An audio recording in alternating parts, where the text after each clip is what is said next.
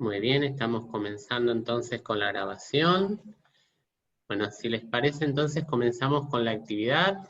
Señor director de este proyecto, doctor Sebastián Baroselli, doctora coordinadora de este proyecto, Natalia Torres Santomé. Cuando ustedes nos indiquen, vamos a ir comenzando. Cuando ustedes nos digan, empezamos la actividad.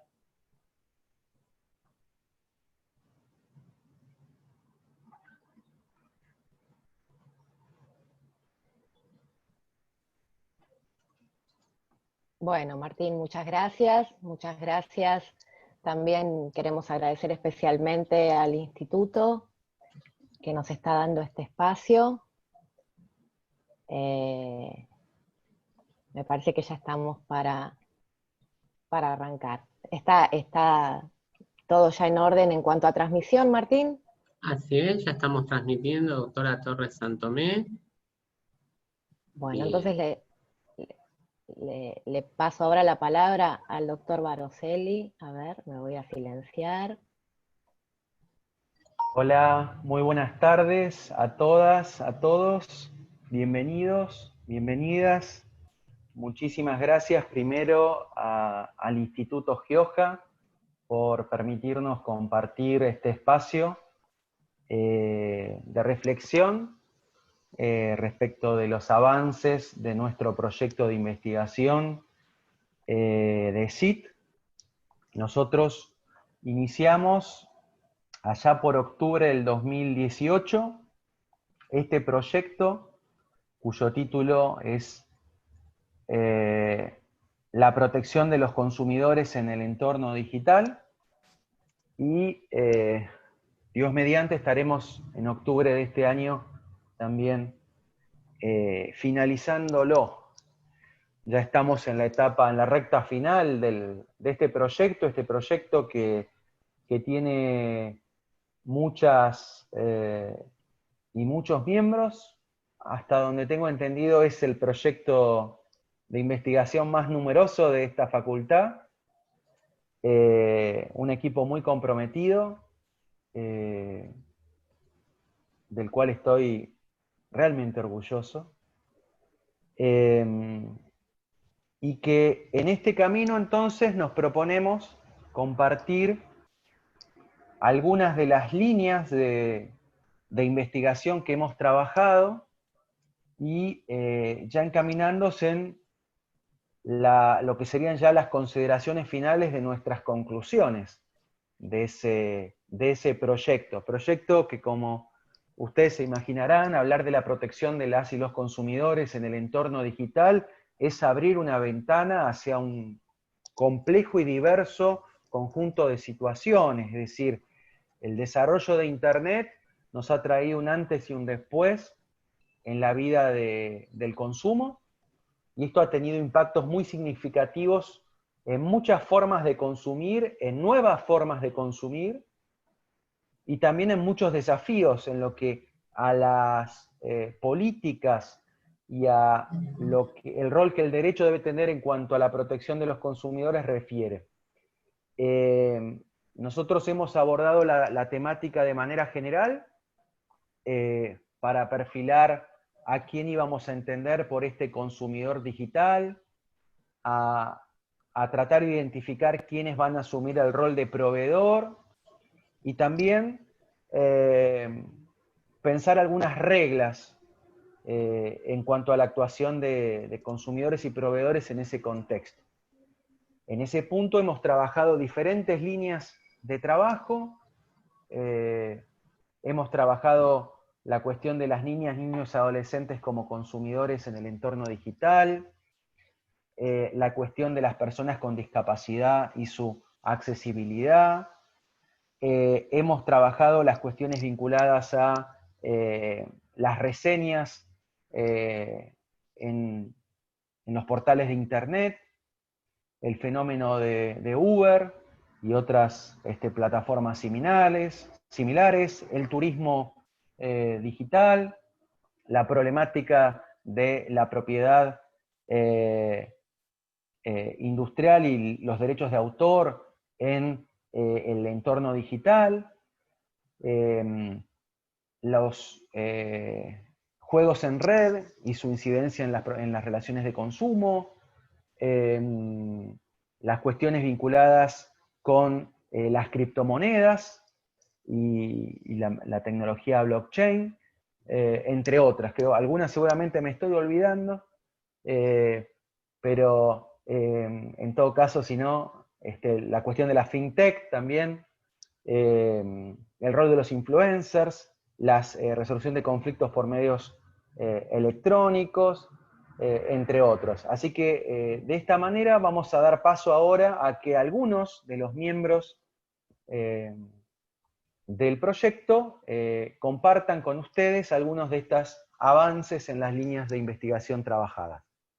De mi parte, muchísimas gracias por la atención y que sigan entonces los compañeros del proyecto.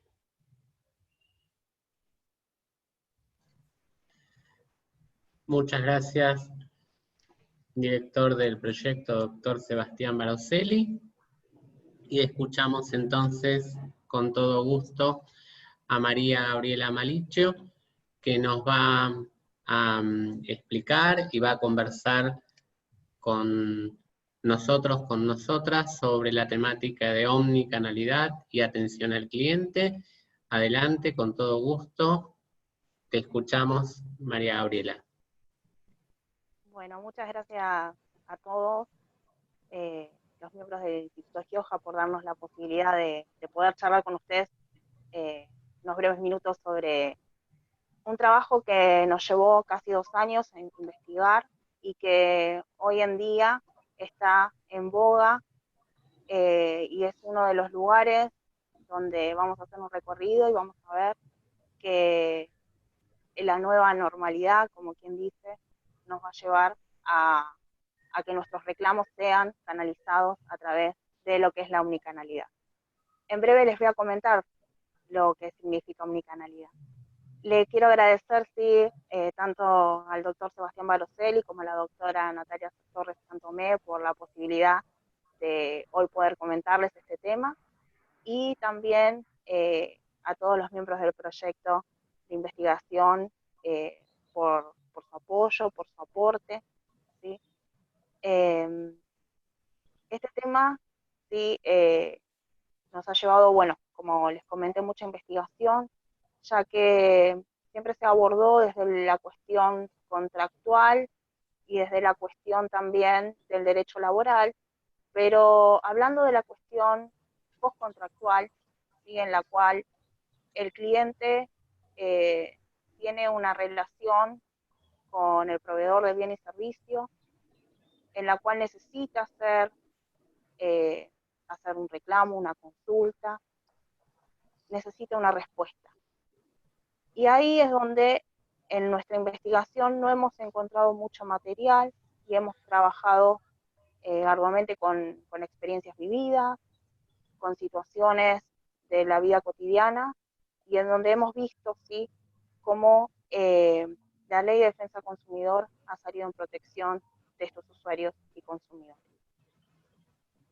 Omnicanalidad, cuando nos referimos a la misma, decimos que es el lugar donde el cliente va a poder, a través de la empresa, acceder a diferentes canales de atención. En este caso, la empresa tiene que disponer, ¿sí?, de al menos 4 canales de atención integrados, y ahí es donde hablamos de omnicanalidad. Estos canales son web, mail, chat, teléfono y autogestión.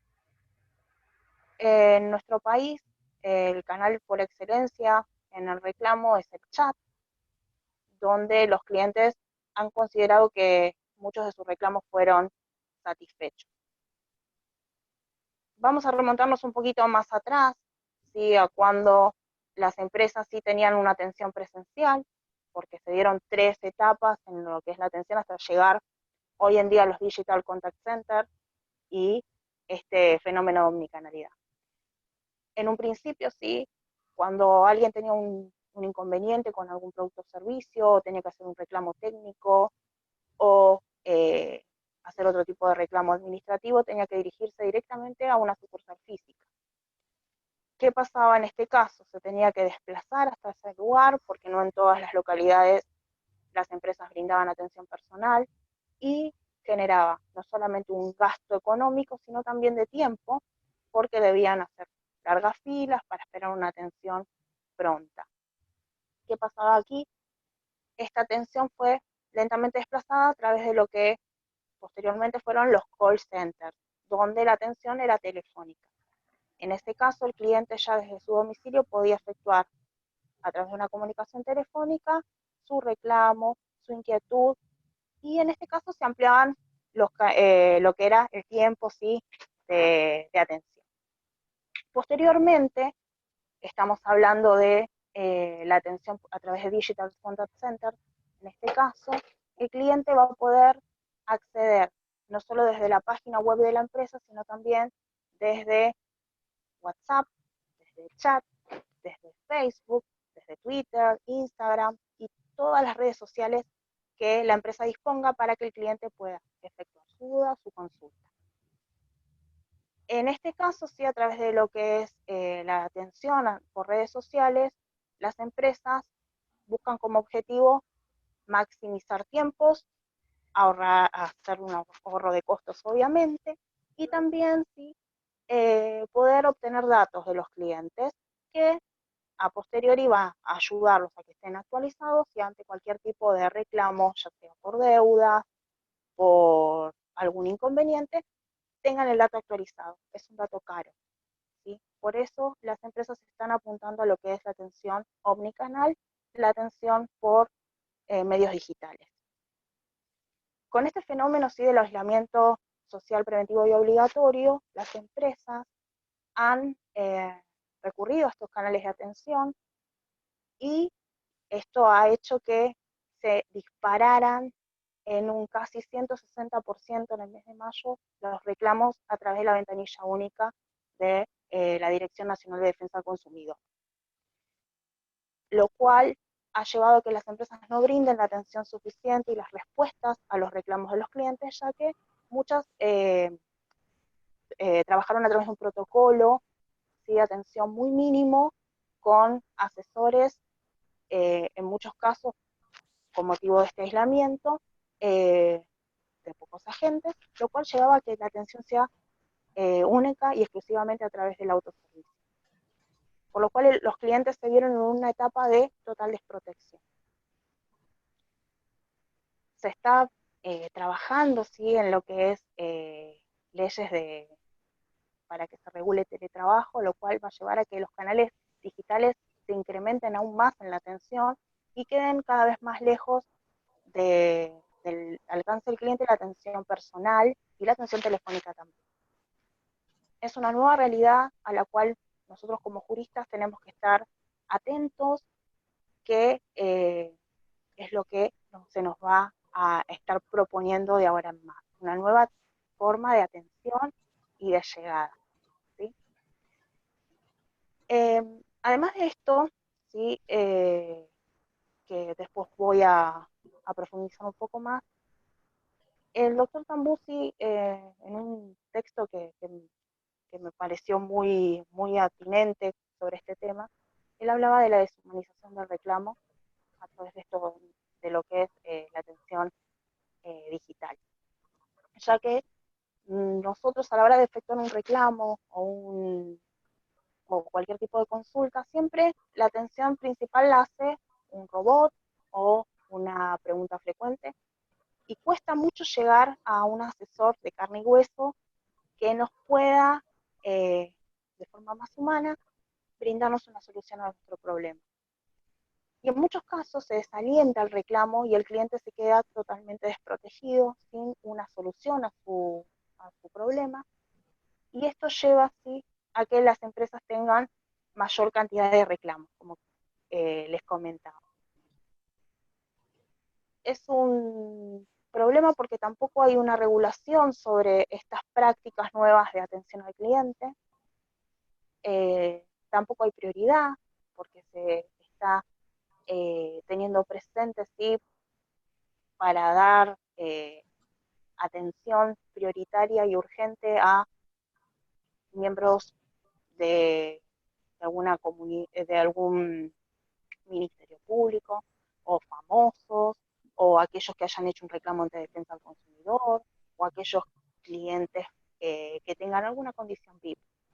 Y se deja de lado aquellos que habían logrado por ley tener prioridad en la atención, como por ejemplo las embarazadas, los ancianos, los discapacitados, que tenían prioridad de atención. En los Digital Contact Center eso queda totalmente fuera de una prioridad de atención. Y ahí nos vemos frente, ¿sí?, a vulnerabilidades extremas, ya que hay muchos colectivos que quedan fuera de lo que es la atención al cliente y obviamente discriminados.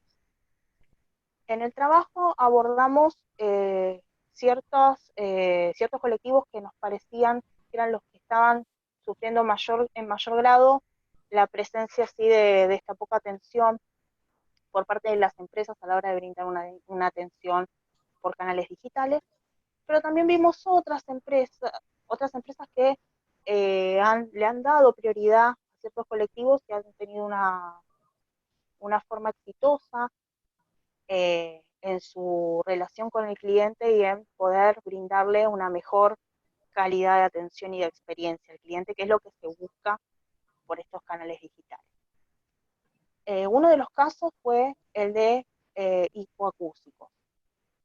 Los hipoacúsicos siempre han tenido inconvenientes cuando efectuaban un reclamo telefónico y por lo general siempre hemos leído, ¿sí?, en algunos lugares que ellos tenían problemas cuando accedían vía telefónica a hacer un reclamo de maltrato.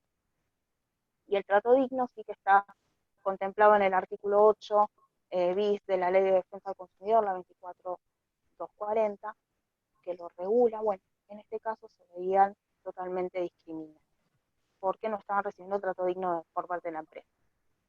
Muchas empresas sí, a través de los canales digitales, brindaron atención personalizada y especializada a estos colectivos, como por ejemplo en varias experiencias, como por ejemplo en España, se creó un canal donde el cliente podía acceder a un chat personalizado, ¿sí?, porque ya estaba caratulado para que ingresen los clientes con alguna dificultad y que sean hipoacúsicos, y se les brindaba una atención vía videollamada, en la cual se contactaban con un representante que hacía la atención por lenguaje de señas. Consideramos que esta experiencia puede ser muy beneficiosa para este tipo de clientes que no podían efectuar sus reclamos, por lo cual consideramos que en la práctica se podría llevar adelante y también sería una forma de ampliar, ¿sí?, el trabajo de asesores en lenguaje de señas. Otro colectivo sí que hemos visto que también tuvo posibilidades, ¿sí?, de canalizar sus reclamos vías digitales y que las empresas se han interesado en sus casos, como por ejemplo los clientes con dificultades visuales. En este caso, ellos, si bien cuentan con dispositivos que están preparados para canalizar, o sea, para brindarles imágenes de texto o de audio a través de braille o por diversos sonidos, ellos pueden canalizar sus reclamos también utilizando estos dispositivos. Hay empresas que brindaron también ciertas salas o canales de chat para que ellos puedan efectuar sus reclamos. Estos canales estaban compatibilizados con esos dispositivos. Pero también hay otros colectivos que quedan por fuera de la atención digital y se han visto maltratados y discriminados también, que no han recibido este trato digno del que nos habíamos hecho eco anteriormente. Estamos hablando de los adultos mayores, estamos hablando de los habitantes de zonas rurales, de comunidades indígenas, y estamos también hablando de consumidores que no tienen acceso a Internet o dispositivos móviles. lo cual deja por fuera de poder hacer un reclamo a los mismos. En nuestro trabajo hicimos eco de un fallo, ¿sí?, que fue contra la empresa Telecentro, en la cual ellos, cada vez que los clientes reclamaban por el acceso a ver su facturación, los redirigía directamente a una sucursal virtual donde el cliente podía ver la factura, pero a través de la red, no dando la posibilidad que el cliente reciba la factura en su domicilio y haciendo uso de la información en soporte papel. Y bueno, en este caso la Cámara Nacional, en este caso de competencia administrativa y tributaria, dictó sentencia en contra de Telecentro con una multa. En este caso vemos como las empresas alientan, ¿sí?, lo que es el uso digital, pero muchas veces queda por fuera el resguardo de si uno realmente quiere o no hacer uso de la misma. Si quiere seguir haciendo uso de, por ejemplo, una factura en papel. Si bien hablamos del resguardo de la naturaleza, pero queda a decisión de cada cliente por qué canal quiere recibir la información, ¿sí? Y esto es parte de la omnicanalidad, ¿sí?, que el cliente pueda acceder a la información como él quiere, por el canal que le quede más cómodo, por el canal que sienta que la información que recibe es fidedigna, es correcta, es la información que él quiere recibir. Cuando nos hacíamos eco de los adultos mayores, hablábamos de que muchos casos, ¿sí?, ellos necesitan un especial tratamiento en cuestiones de lo que es la atención al cliente. En muchos casos hubo situaciones de maltrato. Nosotros en el trabajo nos hicimos eco de un fallo que es ADET. En este fallo, ¿sí?, una persona de 65 años se vio afectada porque cada vez que se comunicaba con la empresa telefónica de Argentina, lo derivaban por distintos sectores, pero nunca le daban solución a su reclamo. Y esto es también lo que se busca que se regule, que la omnicanalidad no sea un lugar donde el cliente tenga que estar navegando por infinidad de pestañas o yendo de links rotos o links que no redirigen a ningún lugar o información que no es lo que el cliente realmente necesita, como pasa en muchos casos cuando el cliente accede a la atención por autoservicio, donde o a través de un bot mismo, que el cliente escribe una consulta concreta y el bot solamente puede leer una palabra o una fórmula y el cliente lo que consulta realmente no lo ve satisfecho.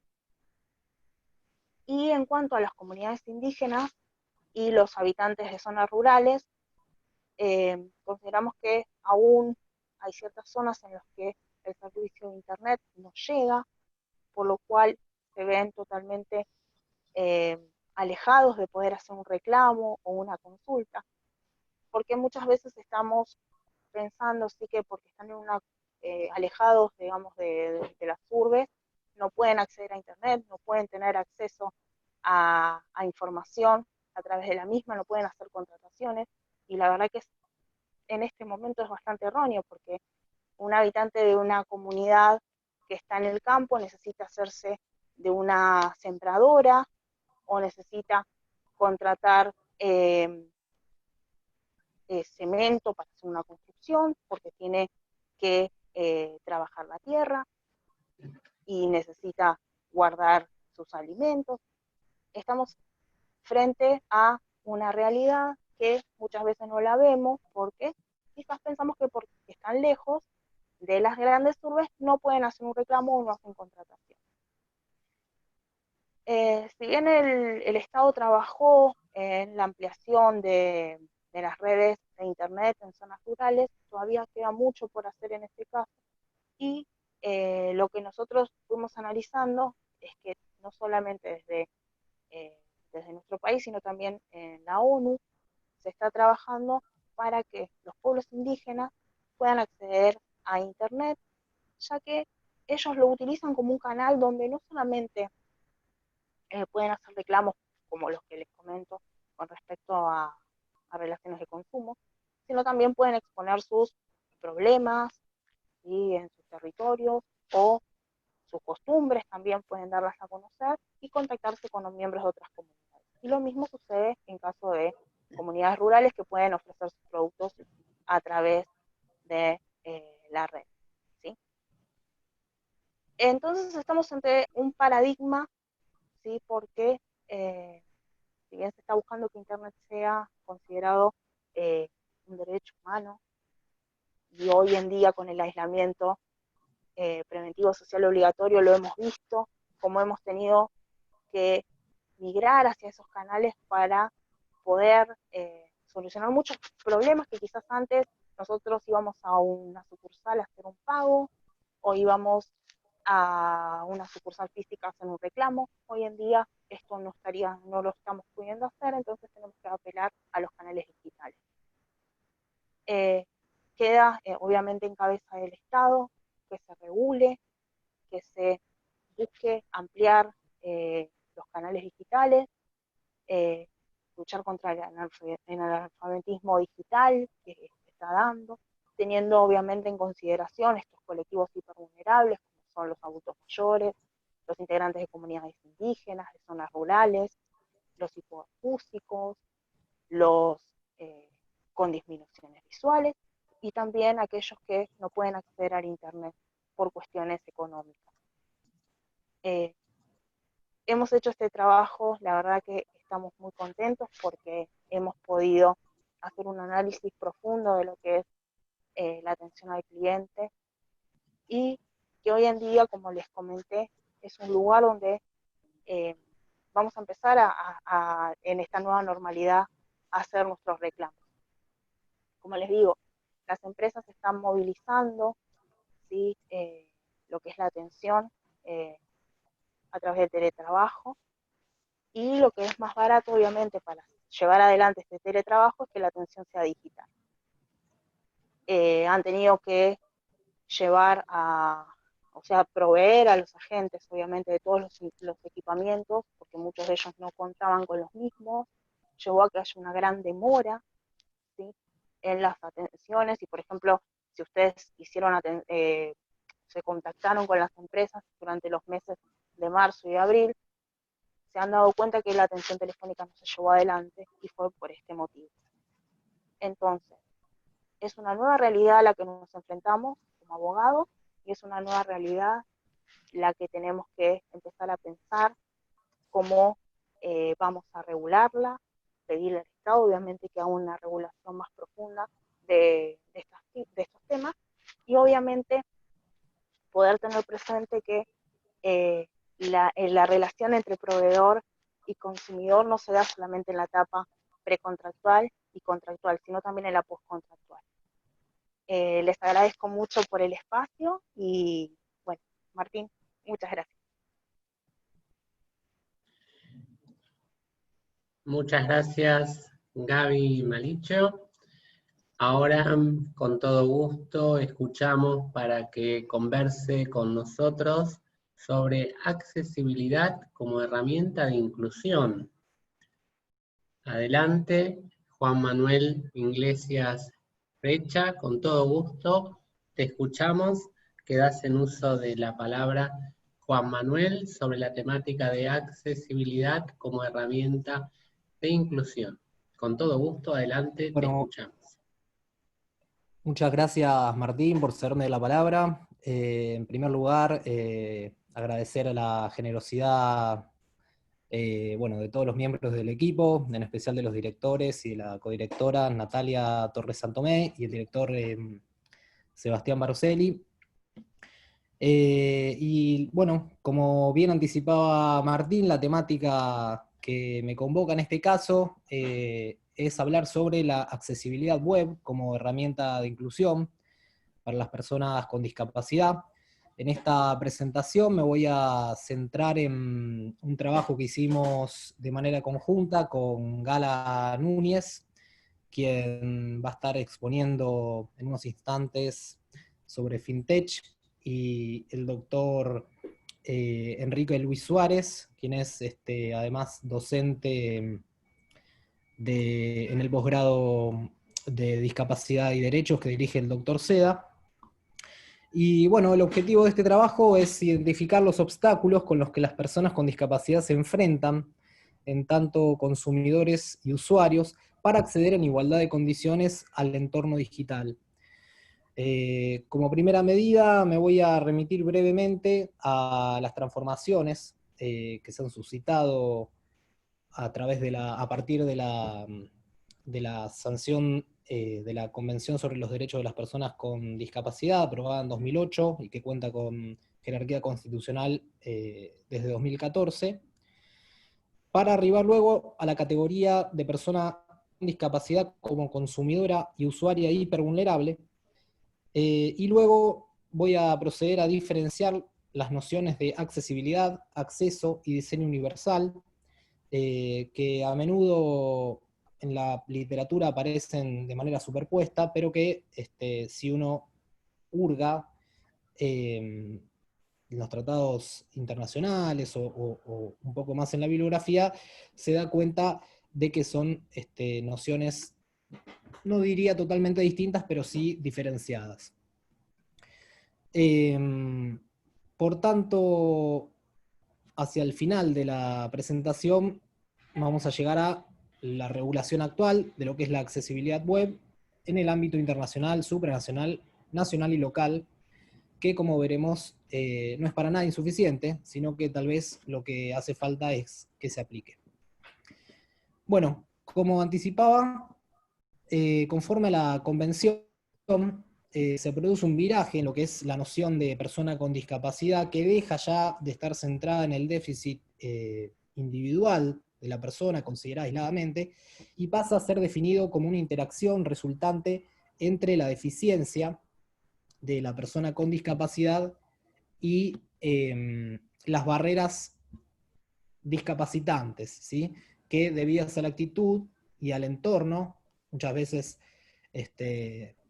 actitudes discriminatorias, evitan la participación plena y efectiva en igualdad de condiciones de las personas con discapacidad, volviendo así la discapacidad tornándose un problema social.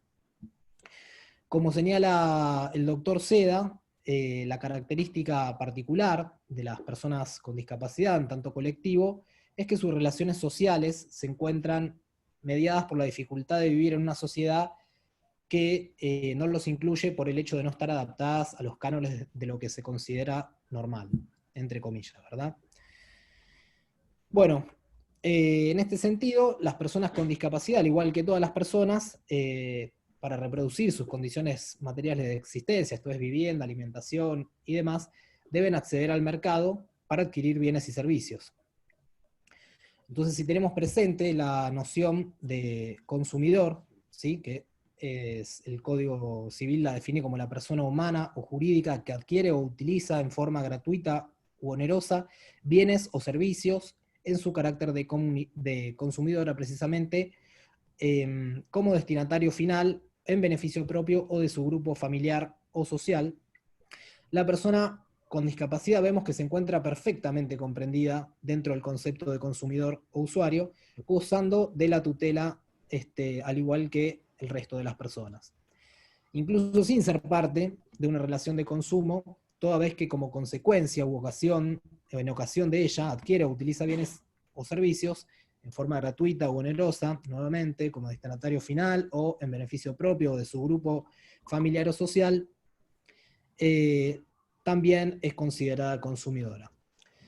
En numerosos trabajos se ha dejado en claro que los consumidores usuarios ostentan una vulnerabilidad estructural que se encuentra presente en los planos jurídicos, políticos, económicos, de acceso a la justicia, entre otros, y que debido a ello todos los consumidores y usuarios son vulnerables en sus relaciones con los proveedores de bienes y servicios. Se trata de una presunción iure et de iure, ¿sí? Esto es de hecho y de derecho, que presenta la vulnerabilidad a la que se encuentran sometidos las personas con discapacidad en especial, y que hace necesaria la tutela legal por parte del Estado, ¿sí? Ahora bien, se ha dicho que debido a la interseccionalidad de vulnerabilidades, ¿sí? Como es en este caso el ser usuario o consumidor de bienes y servicios y persona con discapacidad, se ha llegado a llamar lo que es consumidores hipervulnerables, ¿sí? Otros autores lo denominan como consumidores especialmente vulnerables, partiendo de la base de que la situación de discapacidad en este caso los coloca en un escalón aún de mayor vulnerabilidad. Ahora bien, ¿cómo se relaciona esto con el marketing y con el entorno digital? ¿Sí? Quiero decir, cómo se relaciona la noción de persona con discapacidad en tanto consumidora o usuaria de bienes y servicios en el entorno digital, ¿sí? Para ello, una primera aproximación a este fenómeno sería una definición de lo que es el entorno digital, ¿sí? Que puede ser definido como el conjunto de canales, plataformas y herramientas que disponen las empresas proveedoras de bienes y servicios para tener presencia en Internet, ¿sí?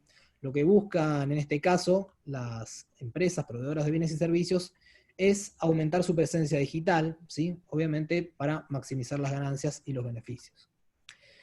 En este sentido se distinguen tres tipos de medios, ¿sí? Ahora voy a pasar a compartir rápidamente la pantalla para que vean simplemente a lo que quiero llegar. En este caso, no sé si se ve, espero que sí, se encuentran lo que son los medios ganados, ¿sí? Que es el boca a boca, las recomendaciones, el contenido viral, los reviews de productos y servicios, los medios pagados, ¿sí? Que como bien indica la palabra, son inversiones que hacen las empresas, ¿sí? Para tener, en este caso, llegar a un público mayor, con la ventaja de la hipersegmentación, y los medios propios, ¿sí? Que son los websites o los blogs, las aplicaciones móviles, ¿sí? O los canales sociales con los que cuentan los proveedores, en este caso, para comercializar sus productos. Bien, como decía, no sé si se vio esto, ahora lo paso a compartir acá nuevamente. ¿Sí? Lo que están los medios ganados, los medios pagados y los medios propios, ¿sí? Esto conforman... Ahora se está viendo. Ahora se está viendo, perfecto. Ahora, recién ahora. Ahí se está proyectando, como bien mencionó la doctora Torres Santomé, ahí se está visualizando. Muy bien, bueno. Costó también acá la digitalización.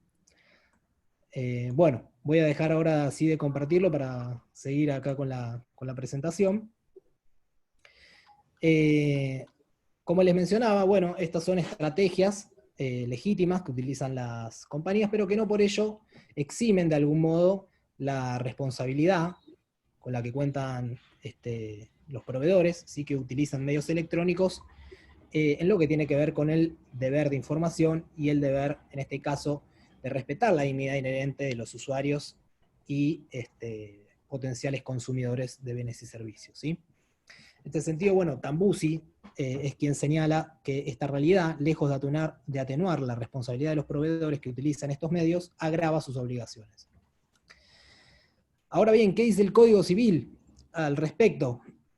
El Código Civil regula lo que son las relaciones de consumo a través de medios electrónicos en lo que denomina modalidades especiales, ¿sí? Que se encuentran en los artículos 1104 y siguientes.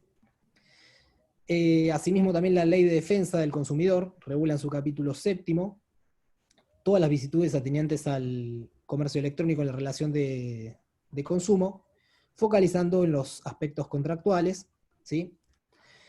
Y donde el consumidor precisamente no entra en contacto con el producto, sino que la característica esencial de esta modalidad es la intangibilidad de la transacción.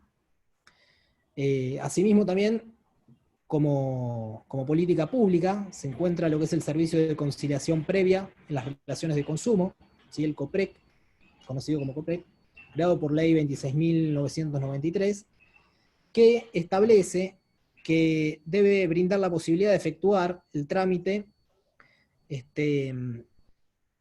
digamos, lo que tiene que ver con los reclamos de derechos individuales de consumidores usuarios que versen sobre conflictos en las relaciones de consumo, y debiendo disponer, y esto es lo importante, lo interesante para nuestro trabajo, la accesibilidad a los medios digitales de comunicación de cualquier tipo que ponga a disposición del público en general.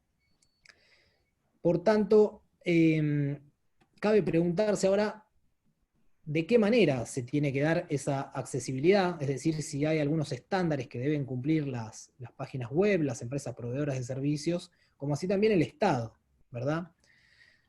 Bien, en este sentido, la accesibilidad puede ser definida como la cualidad de aquello que resulta accesible y de fácil comprensión, entendiendo como tal el grado o posibilidad de que toda persona, para utilizar un objeto, visitar un sitio o acceder a un servicio, independientemente de sus capacidades cognitivas o técnicas, pueda hacerlo precisamente con facilidad. La accesibilidad web, en cambio, es la posibilidad de que una página pueda ser utilizada por un mayor número de personas posibles, independientemente de las limitaciones propias de los usuarios, los conocimientos que posea o las características técnicas del dispositivo que está utilizado. A su vez, la noción de accesibilidad se diferencia de la de usabilidad, en tanto esta última refiere al grado o facilidad de uso de una página, pero desde la perspectiva del usuario, ¿verdad?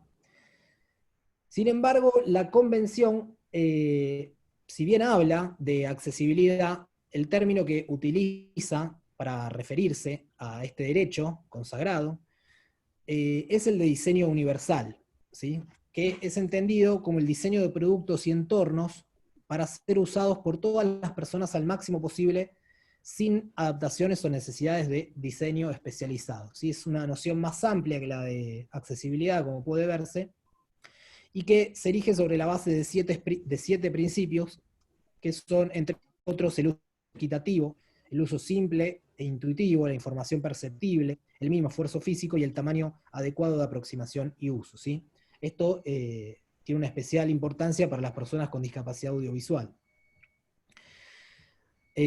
A su vez, bueno, en la medida en que el diseño universal se refiere al encuentro entre una persona y un entorno muchas veces hostil, como puede ser el entorno digital, es que se puede hablar de una categoría relacional, ¿sí?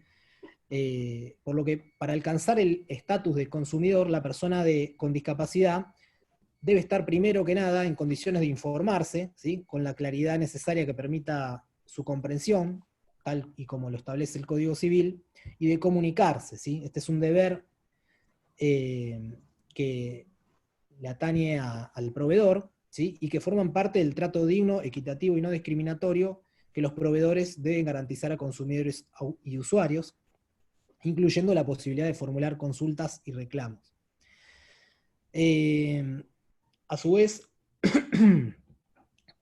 una nota que es interesante mencionar acá, que viene al caso, es que la discriminación por motivos de discapacidad, según la convención, y esto fue una discusión que tuvo lugar tras la sanción de la convención y que se diferenciaba de lo que es otro tratado internacional de derechos humanos sobre las personas con discapacidad, que es la Convención sobre todas las formas de eliminación y discriminación de las personas con discapacidad. No recuerdo exactamente el nombre, pero es la otra convención, digamos, el otro tratado internacional de derechos humanos que protege los derechos de las personas con discapacidad.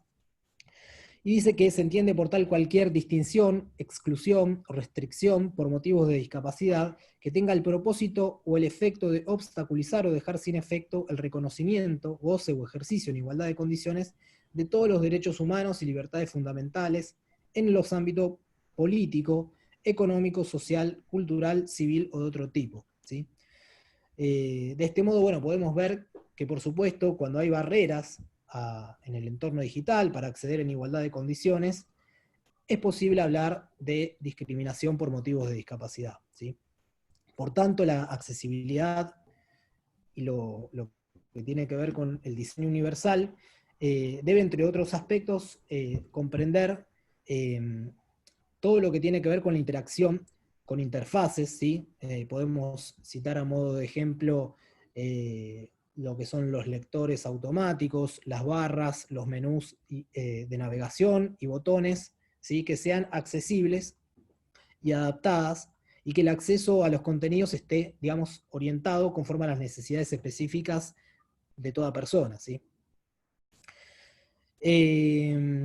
Por tanto, bueno, cuando hablamos de un sitio web accesible, ¿sí? Y esto rige tanto para los estados como para las empresas proveedoras de bienes y servicios, debe ser transformable, ¿sí? La información y los servicios deben ser accesibles para todos y todas, y deben poder ser utilizados con todos los dispositivos de navegación, comprensible, estar dotado de contenidos, digamos, que sean de fácil comprensión, y navegar sencillos.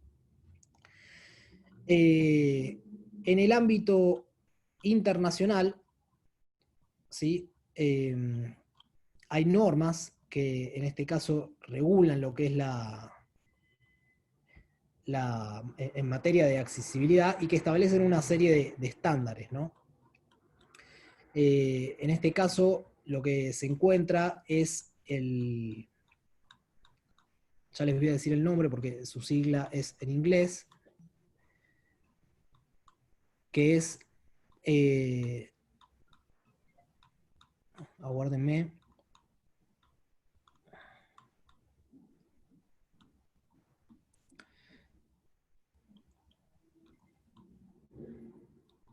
la WAI se llama, en este caso, es el consorcio World Wide Web Consortium, ¿sí? En su sigla en inglés es W3C, que genera recomendaciones y estándares que aseguran el crecimiento de la web y de la accesibilidad, y establece distintos estándares que van desde 1A, 2A y 3A, y que son los que catalogan, digamos, de algún modo, los estándares de accesibilidad que rigen en esta materia. Por último, y no por ello menos importante, en la actualidad se encuentra el proyecto de defensa del consumidor, que incorporó entre los grupos hipervulnerables a las personas con discapacidad, ¿sí? En todo este marco tuitivo. Y un ejemplo de ello puede verse en el artículo 101 del proyecto, que establece la atención personalizada por vías no presenciales, y que en el inciso cuarto establece la accesibilidad del sistema de reclamos para personas con discapacidad, ¿sí? Como reflexiones finales, la Constitución Nacional establece en su artículo 75 la obligación de legislar y promover acciones positivas que garanticen la igualdad de trato y de oportunidades, en especial a las personas con discapacidad, entre otros grupos vulnerables, ¿verdad? Por tanto, lo que consideramos nosotros de vital importancia es un rol activo del Estado en el diseño e implementación de políticas públicas, y la participación, conforme al artículo 4 de la Convención sobre los Derechos de las Personas con Discapacidad, de organizaciones de la sociedad civil que nucleen a las personas con discapacidad. Esta es la reflexión final a la que llegamos, y bueno, cualquier duda quedo a disposición de ustedes. Muchas gracias, Juan Manuel Iglesias Brecha, por sus palabras. A continuación, sobre juegos en red, vamos a escuchar a Mariano Miranda da Cruz, que con todo gusto nos acompaña. Y estás, Mariano, en uso de la palabra. Te escuchamos atentamente. Muchas gracias, Martín. Antes que nada, quiero agradecer la posibilidad de poder estar en esta exposición y asistir al proyecto, a Sebastián Baroselli y a Natalia Torres Santomé. Mencionar también que este es un artículo escrito de forma conjunta Bueno, mis dos compañeros no están presentes en este momento, de todos modos me parece importante mencionarlos, que son Lucas Hernán Lucero y Gabriel Santiago Faciolo. Antes de adentrarme a lo que son las cuestiones de consumo, que van a tratar el tema de los juegos en red o videojuegos, podré expresarme de una u otra manera a lo largo de la exposición, quiero señalar cuál es el marco donde nos encontramos. Nosotros no tratamos todos los videojuegos existentes en la actualidad, sino que nos centramos en un grupo específico. Estos son los juegos en red. Nos limitamos a descartar, por ejemplo, juegos donde una persona interactúa únicamente con una computadora o con un sistema, sino más bien como una red donde el jugador interactúa con otros jugadores, a su vez que interactúa con la computadora y este entorno virtual. Cabe mencionar que no existen reglas claras, no existen normas que regulen a los juegos en red. Sí existen normas que están en otra rama. Por ejemplo, se ha considerado en distintos países, en el nuestro también, a los videojuegos como un deporte electrónico. Hay quienes difieren si es un deporte o no, pero no es el tema en discusión en este momento, y sí han habido normas que regulen esto. Pero esto hay que dejarlo aparte, son normas que regulan, por ejemplo, equipos profesionales de juego, no es materia nuestra, no es consumidor, y no regulan la relación que tiene el consumidor con la empresa. Dicho esto, y aclarado cuál va a ser el marco en el cual voy a exponer, cabe mencionar sucintamente, para que se tenga en cuenta por qué los juegos de red son un contrato de consumo. Tenemos las cuestiones básicas que uno puede observar en la Ley de Defensa del Consumidor. Tenemos al consumidor, al usuario, quien es el jugador, y por otra parte a la empresa, quien es el proveedor. No hay demasiadas cuestiones que analizar al respecto. Uno con conocer la ley y con haber visto innumerables cantidades de contratos de consumo, puede observar rápidamente cuáles son las características de cada una de las partes. Tenemos un contrato de adhesión que se da a diferencia de un contrato firmado que podemos tener en cualquier otra situación, que se da virtualmente y a través de un clic. El clic son los términos y condiciones. Es muy importante mencionar esto porque ya he mencionado tal vez en cuestiones como las redes sociales, cuando uno tiene los términos y condiciones, no las lee. Uno hace clic, las acepta, son textos que abarcan decenas de páginas. Los que vimos nosotros en videojuegos tal vez tienen 30 o 40 páginas con un montón de cláusulas, a veces hasta para diluir un poco la importancia que tienen los términos y condiciones, que en definitiva es el contrato que va a regular la relación de estas dos partes. Hacen chistes en los términos y condiciones, para mencionar simplemente dos de los que voy a tratar a continuación, que son los términos y condiciones de Riot Game y Blizzard Entertainment. Riot Game hace chistes con respecto a la relación que tiene con los usuarios, con los personajes que existen dentro del videojuego, y esto hace pensar que no tiene tanta importancia los términos y condiciones, pero cuando uno nos tenemos que ir a la cuestión legal, estos términos y condiciones son los que van a regular la relación. Cabe mencionar que, como es común, como uno puede observar en muchas partes, estos términos y condiciones poseen cláusulas que, por lo menos desde nuestro ordenamiento, que es lo que vamos a tratar nosotros, resultan abusivas. Por ejemplo, el trabajo en sí se centró en los objetos virtuales. ¿Qué son objetos virtuales? Cabe aclarar que a medida que vaya avanzando voy a ir definiendo algunos términos que son comunes dentro del entorno de los videojuegos, pero que tal vez son un poco ajenos a lo que es el derecho u otras relaciones que no son los videojuegos. Objetos virtuales son objetos que se pueden conseguir a través de este entorno virtual, este mundo virtual. Se pueden conseguir a través del esfuerzo y el tiempo jugado, o se pueden conseguir a través de microtransacciones o contratos que están incluidos dentro del contrato principal. Estos objetos virtuales tienen determinado valor que se lo puede dar o a través del propio valor que se paga, o un valor que se da de forma entre los jugadores. Esto después lo explicaré un poco más. ¿Qué es lo que dicen, por ejemplo, los términos y condiciones con respecto a estos objetos? Que ambas compañías, Riot Games y Blizzard Entertainment, dicen textualmente que se reservan todos los derechos de propiedad sobre estos objetos. O sea, ¿cómo se traduce esto? Que uno está pagando por un objeto, pero no tiene la propiedad de él. Solamente se desbloquea el acceso dentro del juego. Después, no quiero ahondar mucho en el tema, pero hay ciertas consideraciones de si hay cierto derecho o no sobre estos objetos. Pero, ¿qué implica esto? No solamente que uno no puede vender la cuenta, que es una de las cuestiones que también está prohibida, sino que tampoco puede compartir la cuenta. Yo no le puedo ir con un amigo y decirle, usa mi cuenta.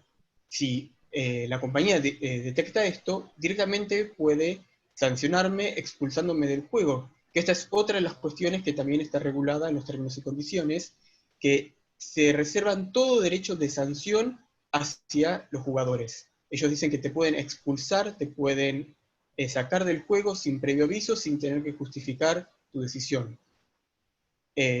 Más aún, yendo un poco más en lo que son los términos y condiciones, también se reservan los derechos de que todas las cuestiones que el jugador cree a través del juego, esto puede ser, por ejemplo, ciertas herramientas que brinda el juego para crear contenido dentro del juego o cualquier forma de crear algún contenido relacionado con el juego, se lo reservan para sí. Todo lo que cree el jugador es parte y le pertenece a la empresa. Yendo un poco más a la parte legal, también decimos que si uno quisiese demandar a la compañía por brindar un servicio defectuoso, se reservan de que todos los gastos deben correr por parte del jugador o del usuario. A su vez, tampoco se hacen responsables por hackeos, por pérdida de información y por un montón de cuestiones. Como vamos a observar, es un sinfín de cláusulas abusivas que podemos encontrar y que en la realidad se presentan muchas veces. Pero, ¿qué es lo que pasa? El usuario no es consciente de que existen todas estas cláusulas, porque no solamente no las lee, que tiene asumido como que es una cuestión común. Por eso tal vez es importante tomar cierta conciencia sobre que existen estas prácticas abusivas y que se tienen que regular.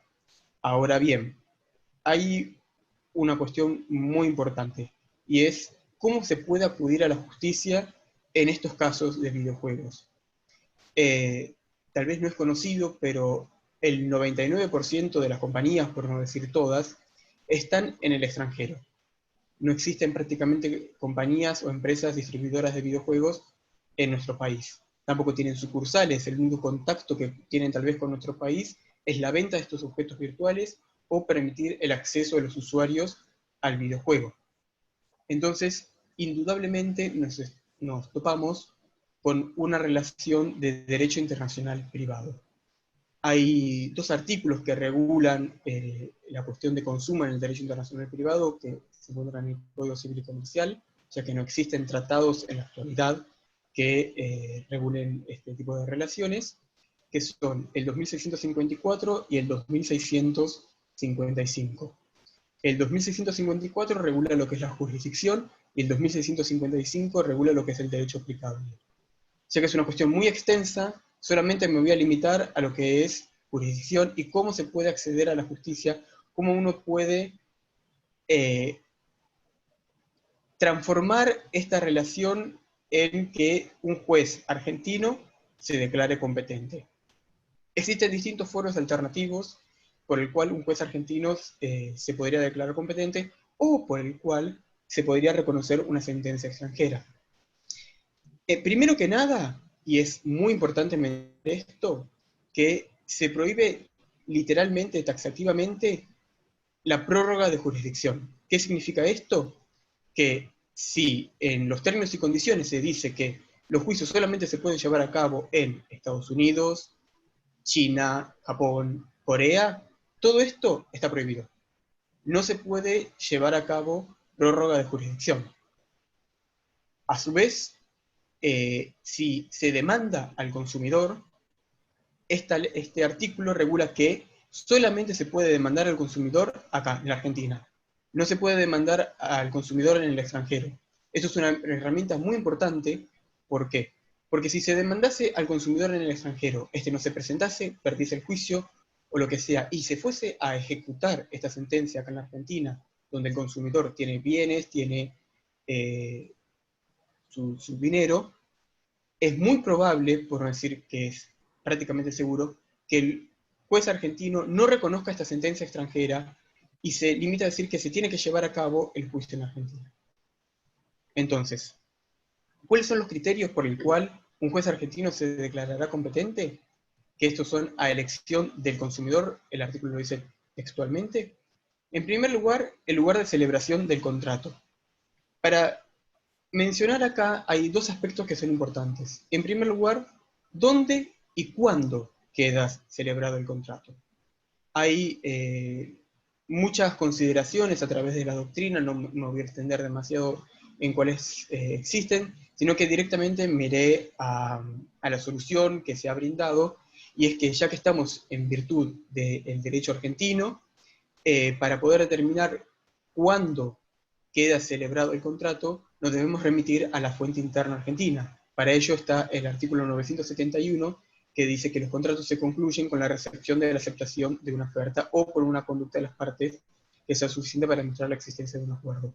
¿Cómo se traduce esto en nuestros contratos? En que el contrato estará celebrado al momento de la creación de la cuenta. ¿Por qué?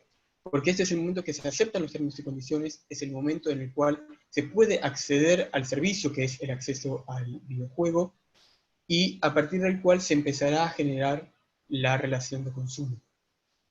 Entonces, más o menos resuelto cuándo se encuentra celebrado el contrato, queda determinar dónde queda celebrado el contrato.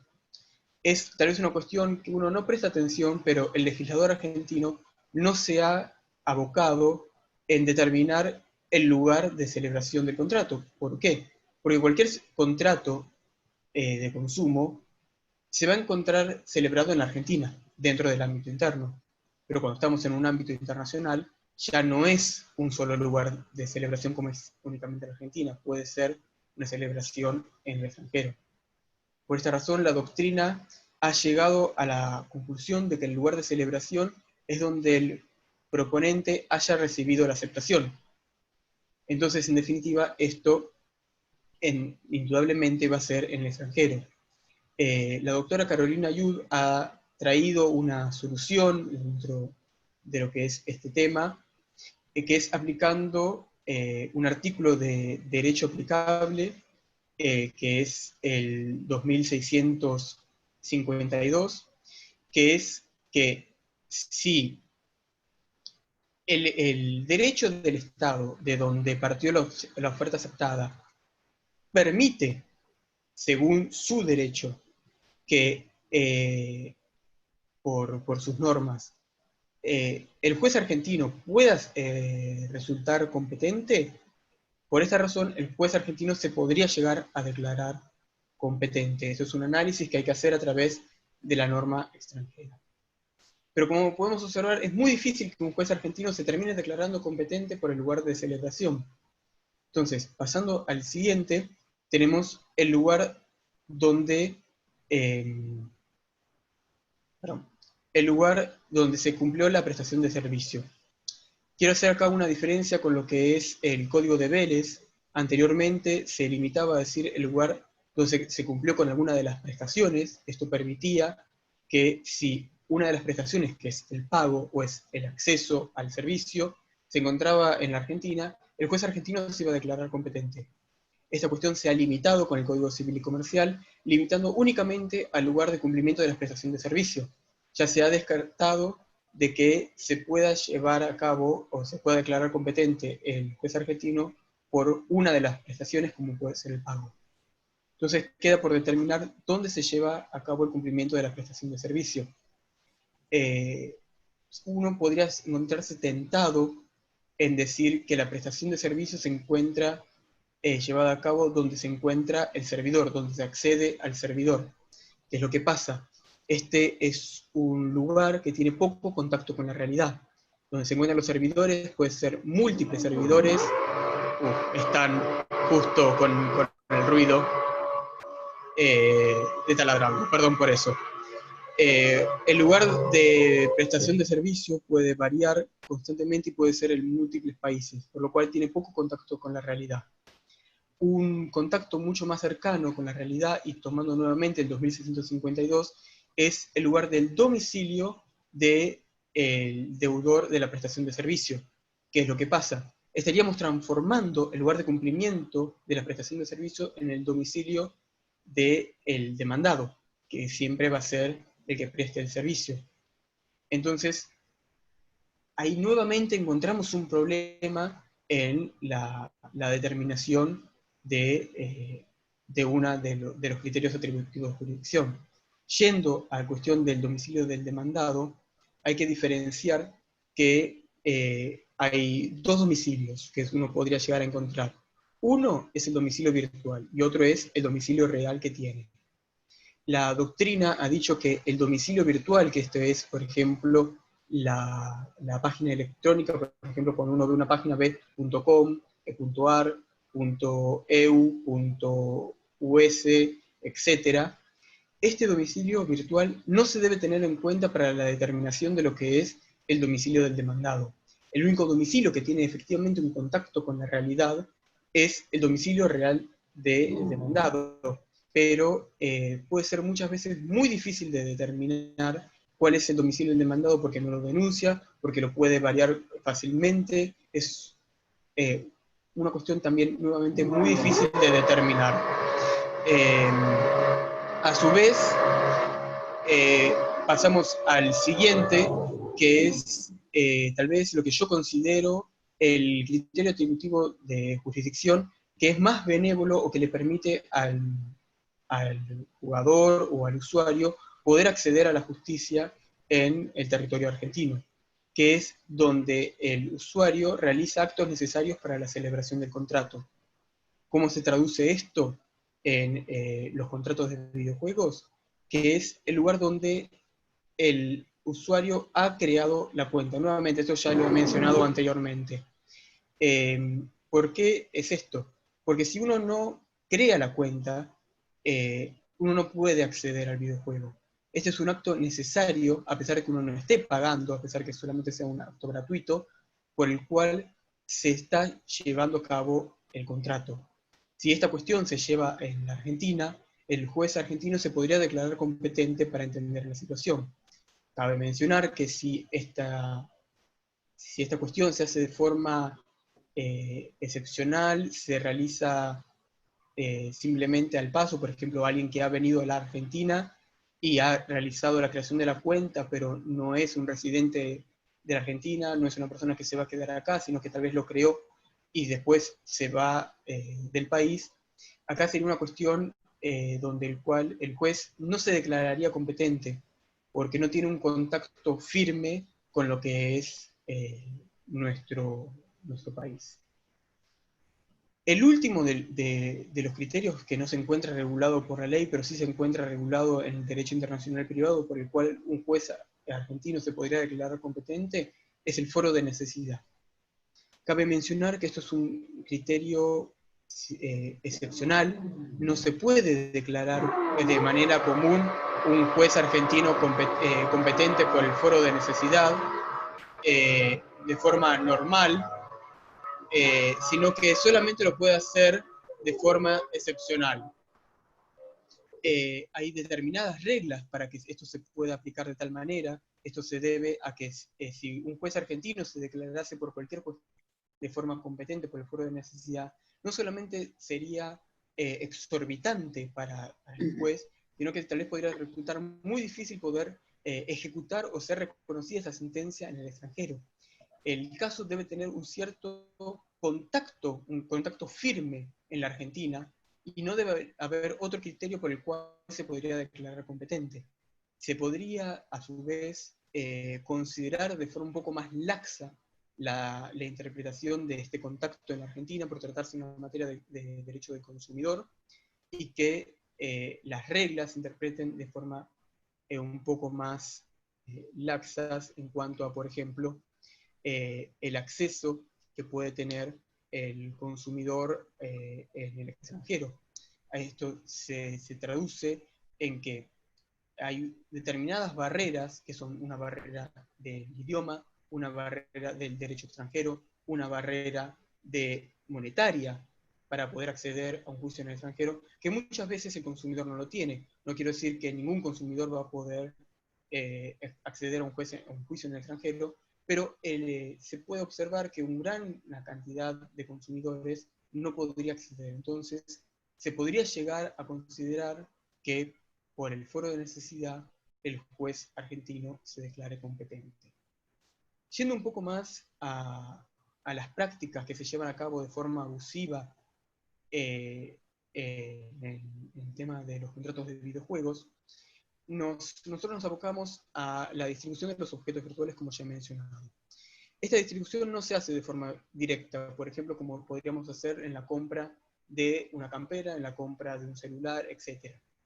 Es muy común una modalidad que se denomina loot box, que se podría traducir como caja de botín, donde es, para traducirlo en una cuestión relativa o similar a la realidad, una caja donde adentro existen determinada cantidad de objetos. Esto es determinado por la empresa distribuidora del videojuego, y los objetos van desde un valor ínfimo a un objeto de un valor importante.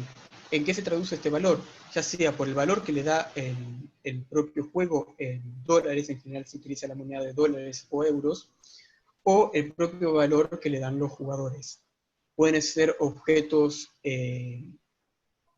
cosméticos, que son simplemente que embellecen el juego, u objetos que afectan la jugabilidad del jugador, o sea, cómo es la relación de un jugador con el otro. Ambas cuestiones se ha definido en lo que es la experiencia del derecho europeo como una apuesta encubierta. ¿Por qué es esto? Porque uno paga una determinada suma de dinero para poder acceder a esta caja, pero el objeto que obtiene puede variar desde un objeto que vale menos que la caja a un objeto que vale considerablemente más que la caja. Los Países Bajos, para poder contar un poco lo que fue la experiencia en Europa, han determinado, como he dicho, que se trata de una apuesta encubierta y que se debe regular esto para que no resulte abusivo.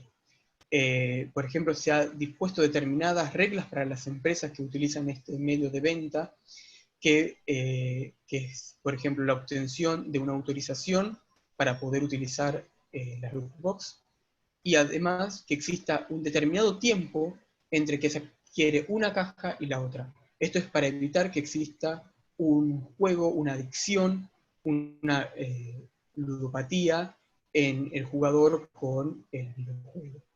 Otros países, como es el caso de Bélgica, fue más allá todavía y decidieron prohibir rotundamente las loot box, hasta imponiendo sanciones monetarias muy fuertes creo que, si no me recuerdo mal, la multa que se le impuso a una de las empresas muy conocidas fue de 800.000 euros, en el caso de incumpliesen con esta prohibición, duplicando aún más si se tratase en caso de menores, porque también hay que tener en cuenta que son tanto menores como adultos los que adquieren este tipo de productos. Para poder acercar un poco más este tema a lo que es el derecho argentino, nosotros no tenemos regulado el tema de las loot boxes, es una cuestión muy novedosa que apenas está empezando a ser regulada en lo que es el mundo, pero sí tenemos regulado lo que son las apuestas. Para poder mencionar dos casos, tenemos la ley 538 de la Ciudad de Buenos Aires y la ley 13.430 de la provincia de Buenos Aires. Para no hacerlo muy extenso, ambas leyes tienen total coincidencia en lo que es el contenido de las loot box, que es una cuestión azarosa, que es por el cual se entrega una suma de dinero a cambio de un premio. También se menciona en ambas leyes que puede ser de forma virtual. Entonces, como podemos observar, son muchos los puntos que coinciden entre las leyes y las loot box. Entonces, ¿qué podemos decir? Podemos decir que se debe regular las loot box. Voy a acelerar un poquito. ¿Se debe regular las loot box a través de la ley o se debe tomar la visión que se tomó desde el tema de Europa? En nuestra opinión consideramos que tal vez la medida más adecuada que se tome es la que se tomó por los Países Bajos, que se ha acotado la posibilidad de poder acceder a estas loot box y se ha regulado cómo se venden y cómo se adquieren y cuál es el público objetivo de estas loot box. Para ir cerrando con lo que es esta exposición y con lo que fue el artículo escrito para este proyecto, las medidas que se deben de tomar, que consideramos, es poder brindarle al usuario un entorno un poco más controlado, donde a través de la información, a través de un control más riguroso de las prácticas utilizadas en los videojuegos, se pueda acotar las libertades absolutas que tiene las empresas y que el usuario pueda tener un sostén un poco más fuerte y donde no se abuse ni de su privacidad, ni de su dinero, ni de todas estas cuestiones que mencioné hasta ahora. Bueno, con esto termino hasta acá. Cualquier duda, creo que al final pueden ser preguntas, así que estoy a su disposición para cualquier pregunta. Muchas gracias, Mariano. Les recordamos a todas y a todos los que están viendo a través de los perfiles en las redes sociales de YouTube y de Facebook del Instituto Gioja, que sus preguntas y sus comentarios van a ser transmitidos a las y los expositores a efectos de que al final se pueda precisamente, de ser posible, ir respondiendo. Así que agradecemos los saludos, comentarios, preguntas, que las dejamos para el final y seguimos recibiendo a través de los perfiles en línea. A continuación, sobre FinTech, escuchamos a Daniela Gala Núñez. Con todo gusto, queda en uso de la palabra. Gala. Hola, buenas tardes a todos y a todas. No sé si se me escucha bien. ¿Se la escucha bien? Perfecto. En primer lugar, quiero agradecerle tanto a Sebastián Maroselli como a Natalia Torres Santomé por dejarme participar en el proyecto y por apoyarme para poder disertar en el día de la fecha y acompañarme en cada uno de los trabajos presentados en el proyecto que nos convoca. Yo voy a hablar sobre FinTech relacionada a la protección del consumidor. Hice una pequeña presentación que ahora voy a compartir con ustedes a los efectos de darle más dinamismo a esta presentación y eventualmente, una vez que termine, también quedo abierta a las preguntas y a los comentarios que merezca esta presentación. Aguárdenme que voy a compartir la pantalla. Así, ya les digo.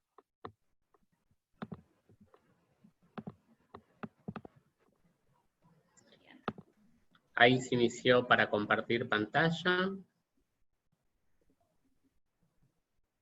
Muy bien. Bien, ahí se está visualizando. ¿Se está visualizando? Perfecto.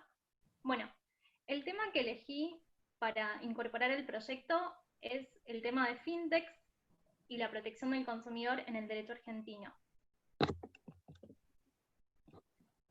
Voy a hacer una pequeña introducción sobre qué son las FinTechs. Seguramente muchos de ustedes ya están familiarizados con este concepto, pero de todos modos no queda redundante hablar un poco y hacer una introducción sobre la FinTech.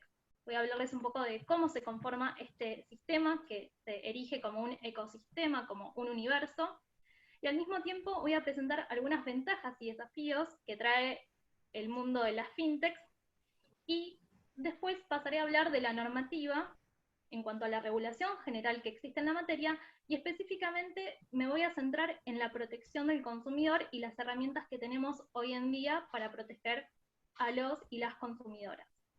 Finalmente, haré un cierre de la presentación con propuestas y conclusiones que surgieron en virtud del presente proyecto. En primer lugar, cuando hablamos de fintech, hablamos de un anglicismo, pero ¿qué significa este anglicismo? Significa financial technology, que significa tecnología financiera. Siendo más correctos con la definición de este concepto, lo que podemos decir es que cuando hablamos de fintech nos estamos refiriendo a la aplicación de las tecnologías a la actividad financiera. Entonces, siempre vamos a tener en cuenta que cuando hablamos de fintech vamos a hablar de las nuevas tecnologías. Cuando hablamos de nuevas tecnologías hablamos de todas aquellas herramientas que vinieron a traernos mejoras y mayores eficiencias y que están vinculadas con innovaciones tecnológicas. Entonces, el ecosistema de fintech se va a sustentar en la aplicación de las tecnologías de la información y comunicación al sector financiero. Y esto lo va a hacer a través del uso de distintas plataformas digitales que procuran satisfacer las necesidades de los diferentes actores de este sector.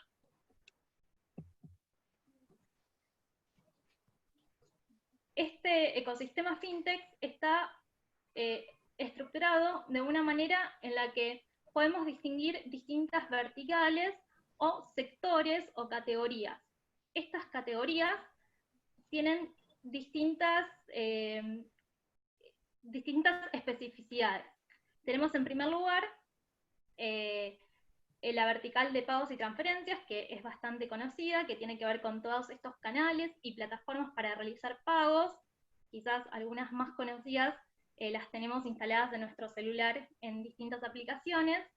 También tenemos fintechs que están relacionadas a préstamos y créditos, que también es otra de las verticales y categorías que más se utilizan hoy en día. Tenemos también, por otro lado, las criptomonedas y la tecnología blockchain. Y tenemos al crowdfunding, que tiene que ver con el financiamiento colectivo. Tenemos las insurtech, que se refiere a todas aquellas fintechs que se dedican al área de seguros. Tenemos también fintechs relacionadas con el trading o plataformas que están dedicadas a el financiamiento y determinadas prácticas relacionadas a las inversiones. Y tenemos también otra de las verticales que se dedica a la seguridad informática. ¿Por qué? Porque cuando nosotros hablamos de fintechs vamos a hablar también del uso y el tratamiento de datos que nosotros vamos brindando cuando vamos interactuando en estos entornos. Entonces, uno de los aspectos quizás más relevantes tiene que ver también con la seguridad informática. Al mismo tiempo, tenemos como otra categoría, como otra vertical, los servicios financieros basados en Big Data.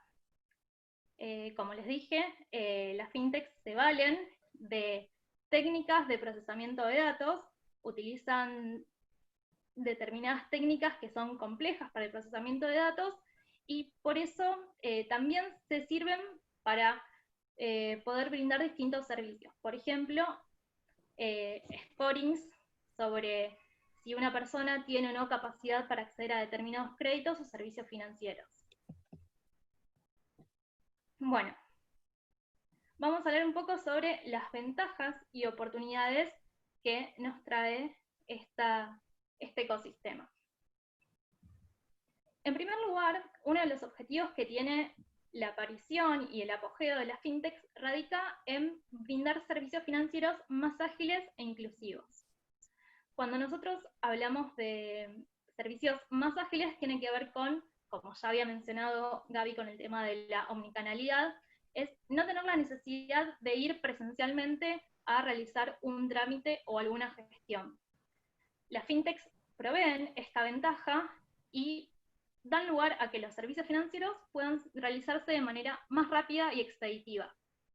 Al mismo tiempo, brinda, ¿se escucha o se corta?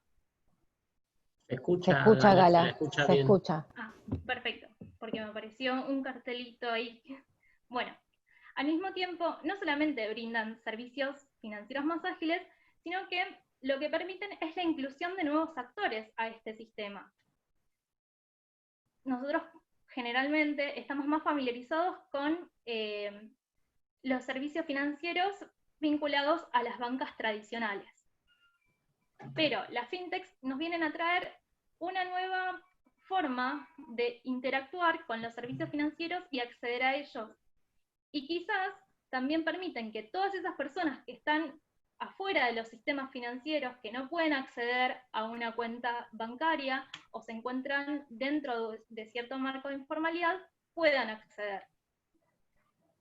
Asimismo, lo que posibilita la aparición y el desarrollo, el desenvolvimiento de las fintechs, es la accesibilidad y la sencillez para realizar las transacciones. Porque muchas de estas fintechs tienen aplicaciones que son bastante amigables con los usuarios y consumidores. Entonces, también eso las dota de cierto atractivo. Por lo mismo, y por esta misma razón, dan y ofrecen nuevas alternativas para el consumidor. El consumidor ya no necesariamente tiene que caer o ir directamente a un banco para realizar sus transacciones o adquirir servicios financieros, sino que hoy en día tiene otras opciones que están dadas por estas plataformas y estos canales. Todas estas cuestiones lo que dan lugar es a la reducción de costos y tiempos. Al no necesitar una estructura física donde haya una atención presencial constante y las personas no tengan que movilizarse, como bien había dicho Gaby anteriormente, de un lugar a otro para poder acceder a ese bien o servicio, lo que produce es que haya un abaratamiento en los costos y en el tiempo. Y como otra de las ventajas y oportunidades que ofrece es el ingreso de nuevos proveedores de bienes y servicios financieros al sistema. Ya no son solamente los bancos y las instituciones tradicionales de las entidades financieras las que van a brindar estos servicios, sino que aparecen nuevas empresas disruptivas que se van a dedicar a distintas verticales o áreas de trabajo relacionadas a brindar nuevos servicios financieros. También produce la reducción de la informalidad, que está vinculada con uno de los apartados que señalé anteriormente, y como otra potencialidad que ofrecen las fintechs, tenemos la generación de empleo. ¿Por qué? Porque todas estas plataformas no solamente ayudan a que las cosas sean mucho más rápidas, sino que también permiten el crecimiento de la economía y promueven la generación de nuevos puestos de trabajo. Sin embargo, no son todas ventajas y oportunidades. También las fintechs nos presentan grandes desafíos. Uno de los desafíos más relevantes que presenta el entorno y el ecosistema de las fintechs tiene que ver con la brecha digital. Seguramente muchos están familiarizados con este término, y la brecha digital tiene que ver con la accesibilidad a la tecnología por determinados grupos, y no solamente por la tecnología en cuanto al soporte tecnológico o los dispositivos, sino también tiene que ver con el acceso relacionado a la educación y a la capacitación que se tiene de los entornos digitales. Este es uno de los grandes desafíos que va a tener no solamente el ecosistema fintech, sino todas aquellas actividades que se desarrollan en los entornos digitales. Al mismo tiempo, otro de los desafíos que trae aparejado tiene que ver con la falta de comprensión de determinados productos financieros. Muchas veces los consumidores y usuarios no están familiarizados con determinados conceptos básicos que tienen que ver con la educación financiera. Esto también se erige como una traba, como un obstáculo para que los consumidores puedan hacer elecciones informadas al momento de acceder a un bien o servicio a través de estas plataformas.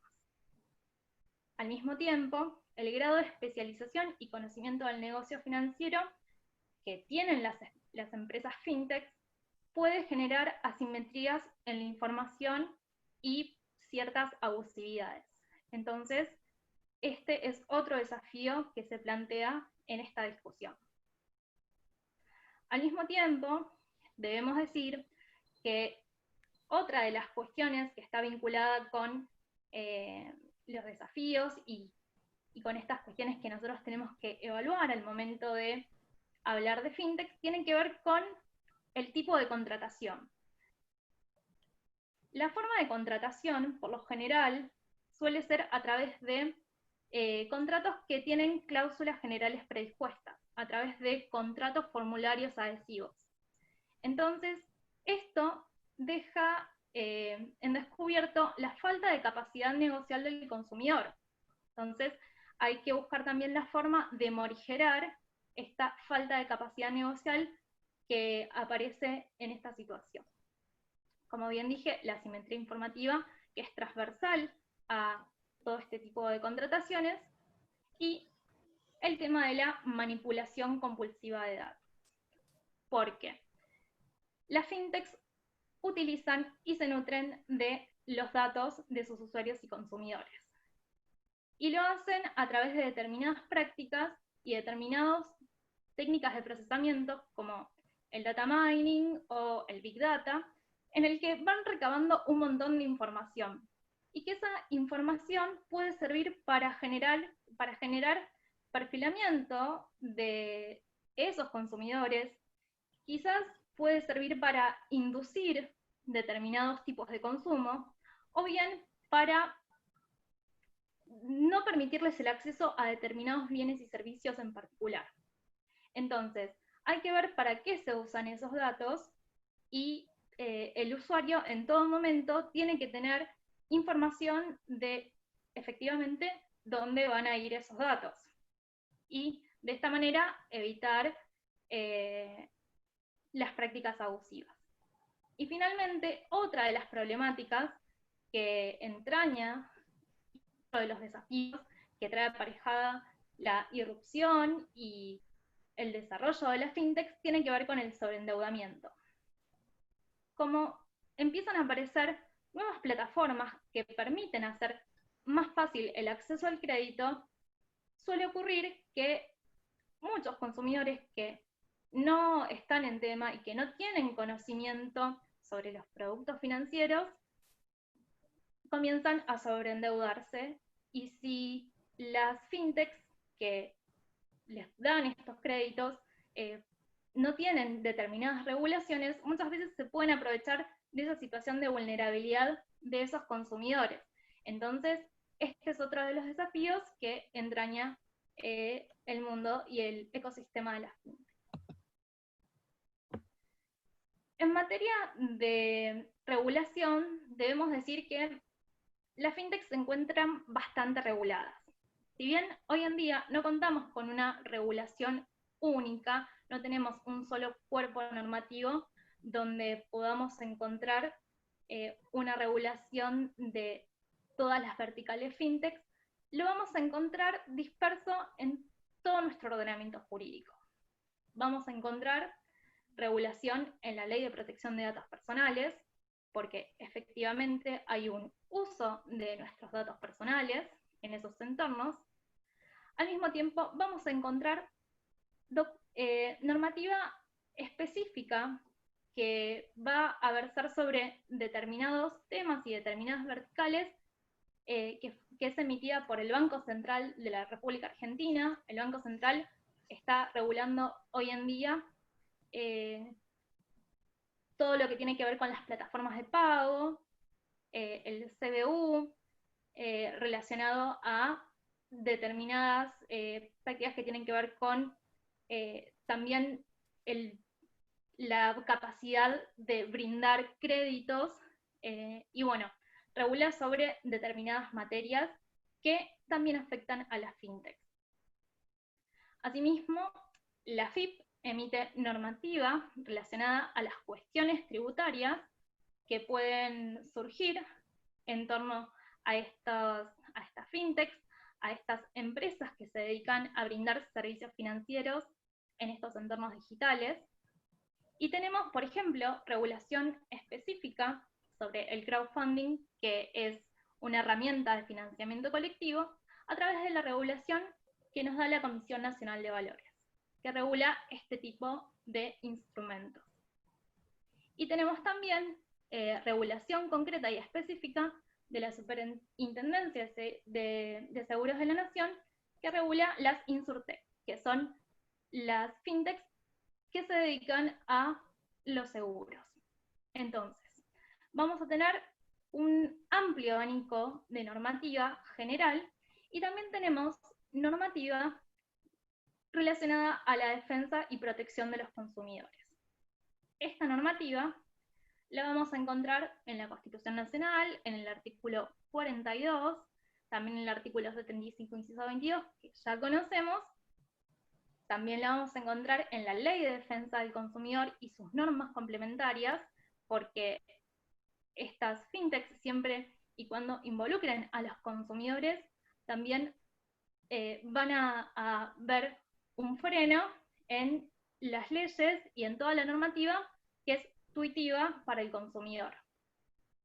Y finalmente también vamos a encontrar normativa que vamos a poder aplicar a este ecosistema en el Código Civil y Comercial de la Nación, que regula también específicamente los contratos de consumo. Finalmente, hicimos algunas propuestas y conclusiones sobre lo que nosotros entendemos que resulta importante para evitar abusividades en el marco de estas nuevas tecnologías que brindan servicios y bienes financieros. En primer lugar, creemos que es muy importante intentar reducir la brecha digital. Esto lo vamos a lograr a través de la alfabetización y la capacitación de los usuarios y de los consumidores.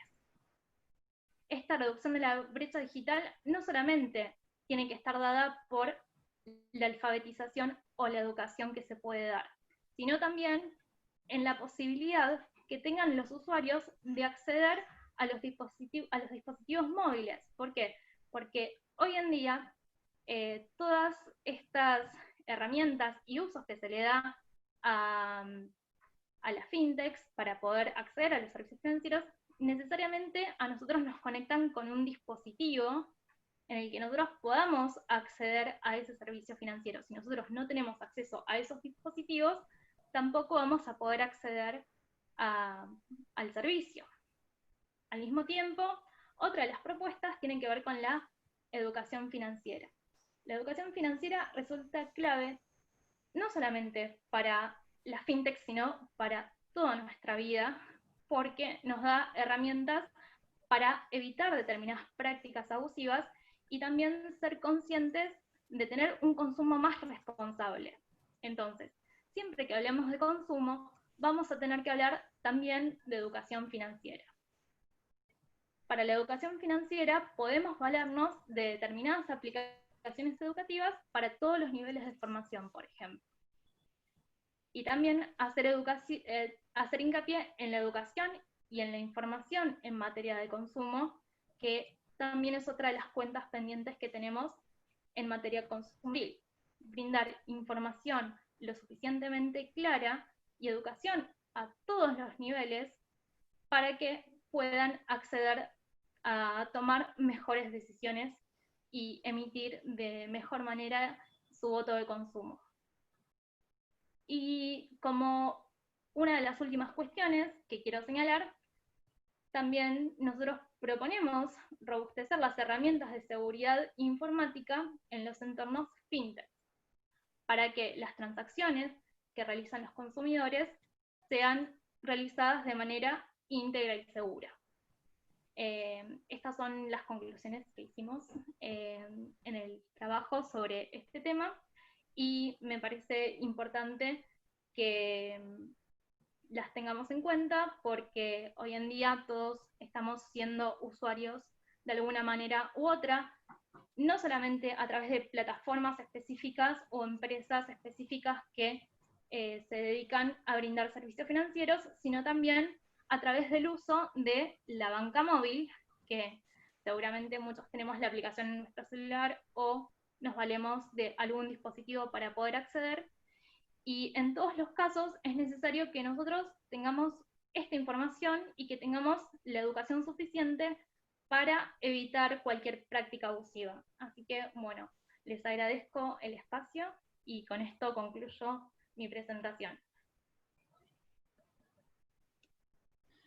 Muchas gracias, Gala. Así que de esta forma nos aproximamos a las preguntas que pueden ver, a los comentarios.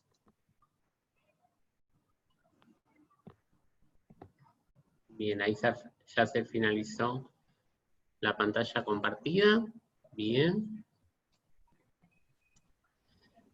Mientras vamos leyendo las preguntas, no sé si alguien quiere agregar algo.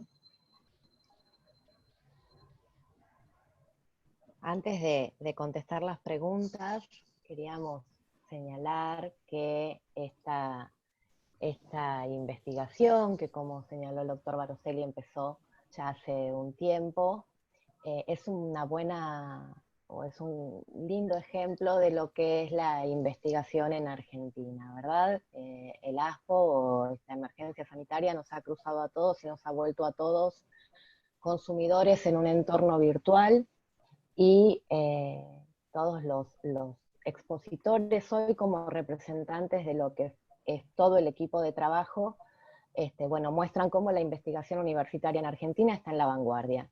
Los chicos pudieron detectar e identificar problemas concretos y proponer soluciones en situaciones que luego todos nos hemos visto involucrados, aun cuando por ahí pensábamos que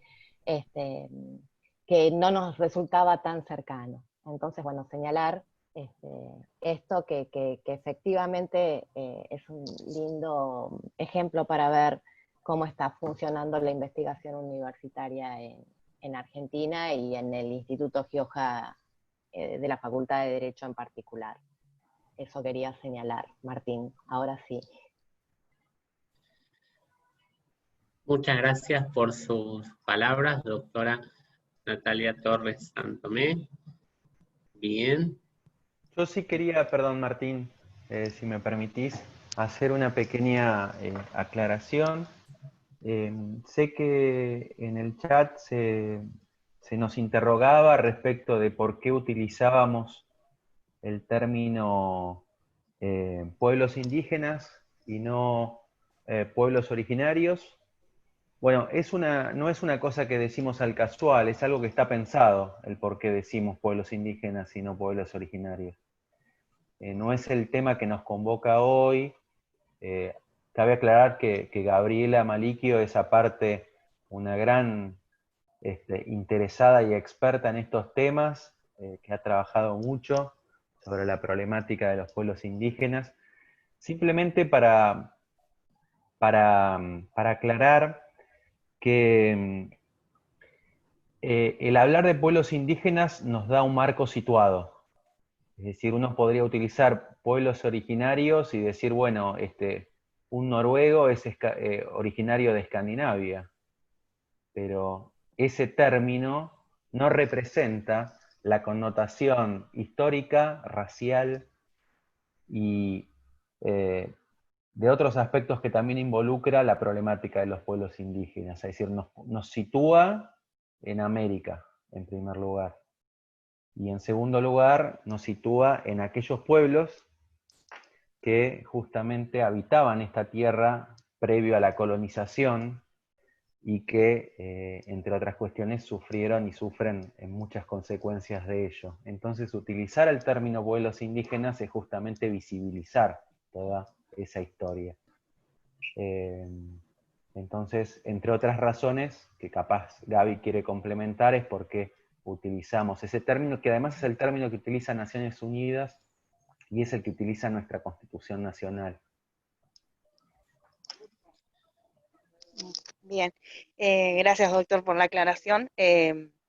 Nosotros en el trabajo, bueno, como bien comentaba, usamos el término pueblos indígenas basados en, como referenciaba, la Declaración de Naciones Unidas sobre los Pueblos Indígenas, sobre el Convenio 169 que Argentina lo ratificó en la Ley 24071, y también en el artículo 75, inciso 17 de nuestra Constitución Nacional. En ambas normas se habla de pueblos indígenas, y consideramos que, al ser nosotros juristas, tenemos que usar las terminologías que utiliza la norma. Si bien cada pueblo puede considerarse o hacerse llamar como consideren ellos, porque hay obviamente confederaciones aborígenes o confederaciones originarias o pueblos originarios, cada comunidad va a elegir su propio nombre, pero nosotros, a los fines de hacer una investigación que va a ser jurídica, decidimos utilizar esta norma. Simplemente fue ese motivo por el cual en nuestro trabajo hicimos mención a pueblos indígenas.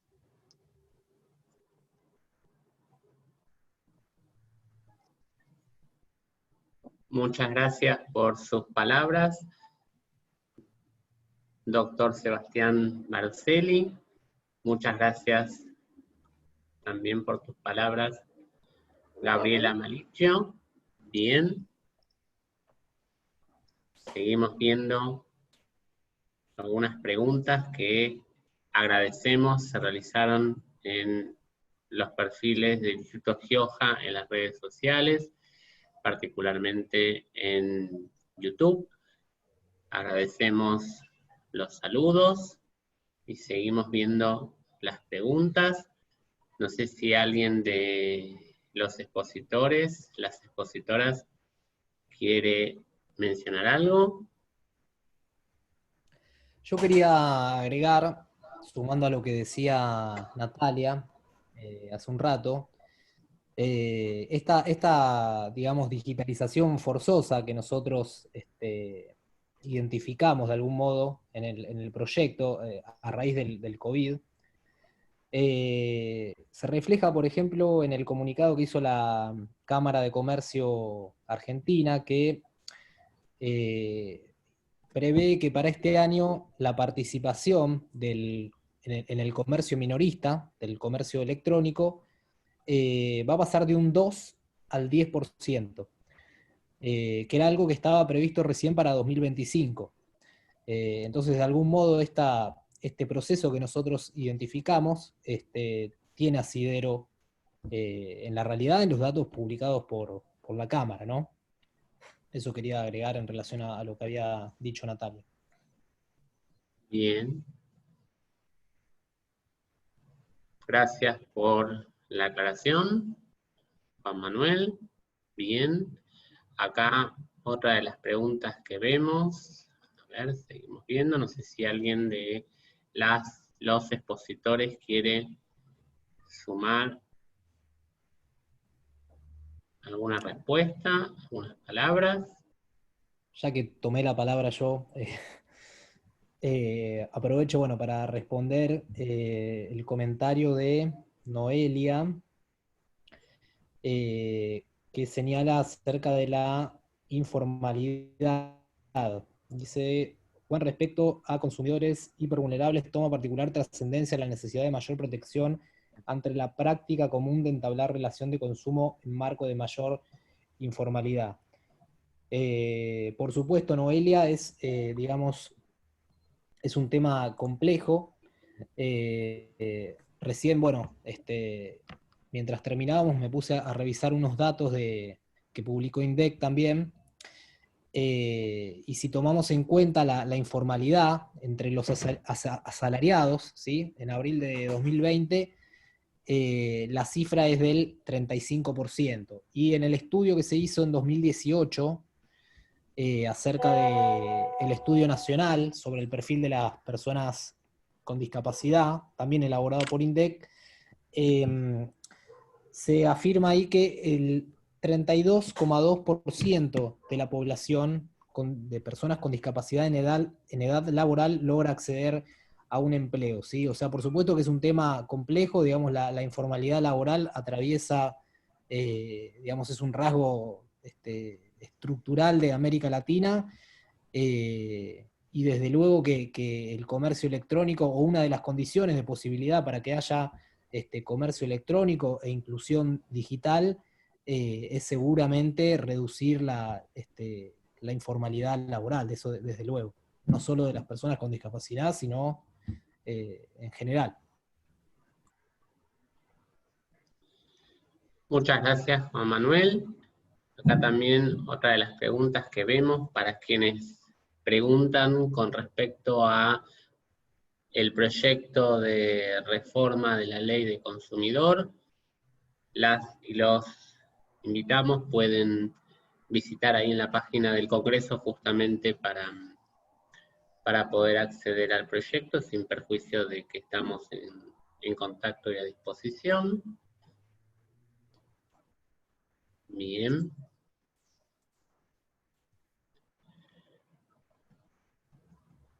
Los proyectos de CIT son proyectos internos de la Facultad de Derecho de la Universidad de Buenos Aires, en la página web institucional, en la sección de investigación de la Secretaría, dependiente de la Secretaría de Investigación, pueden obtener mayor información al respecto, tanto de este proyecto que nos convoca, como de los demás proyectos de CIT vigentes y de anteriores convocatorias.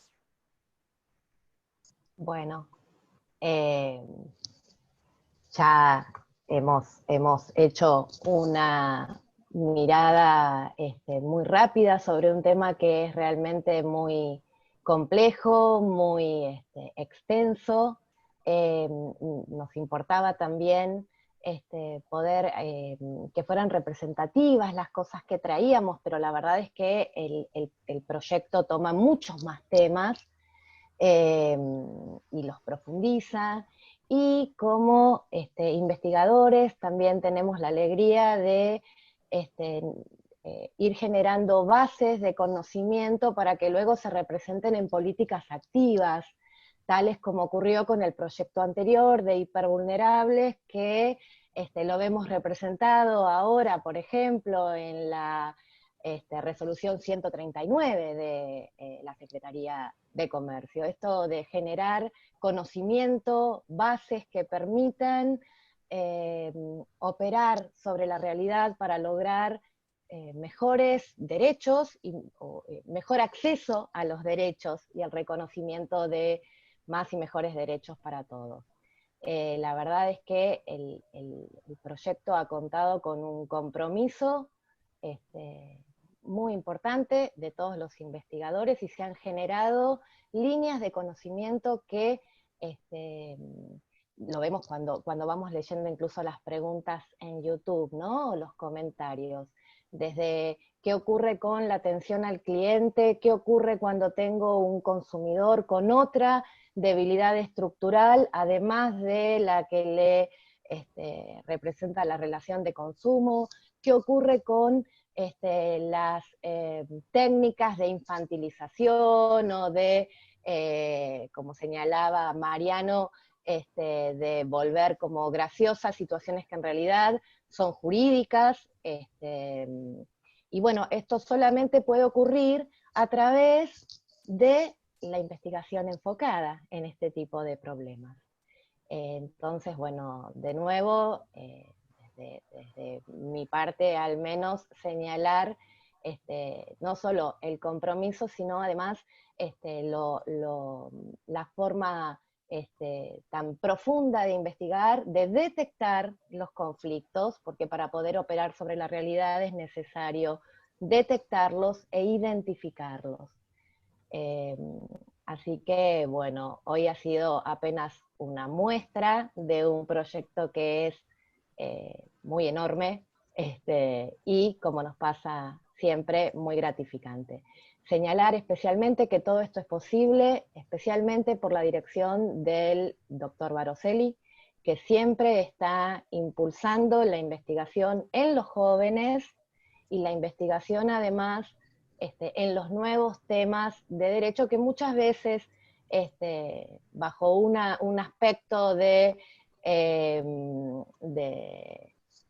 una mirada de protección, en realidad traen una mirada mercantilista. Los derechos del consumidor se enmarcan en el ámbito de los derechos humanos, están en la parte dogmática de nuestra Constitución, y esto podemos llevar adelante este tipo de proyectos porque contamos con profesionales como el doctor Baroselli. Así que, Sebas, de parte de todos nosotros, el agradecimiento más que especial para vos. Agradecer a los expositores, agradecer a Martín, que siempre coordina de forma que nos hace sentir a todos tan cómodos, y agradecer también especialmente al Instituto Gioja, que siempre está acompañándonos y poniéndose a nuestra disposición de forma tan generosa. Sebas, te dejo la palabra para que hagas el cierre. Bueno, muchísimas gracias, Natalia, por tus palabras. Todo eso que decías es posible también por la codirección que tan maravillosamente llevas en tándem conmigo, y por todos y cada una y cada uno de los miembros del proyecto que con compromiso y con convicción trabajan muy seriamente y con mucho compromiso. Así que, de mi parte, muchísimas gracias a todas, a todos. Gracias a los que están del otro lado por haber compartido con nosotras y con nosotros. Y quedamos en contacto para una nueva oportunidad. Cuídense y que estén muy bien.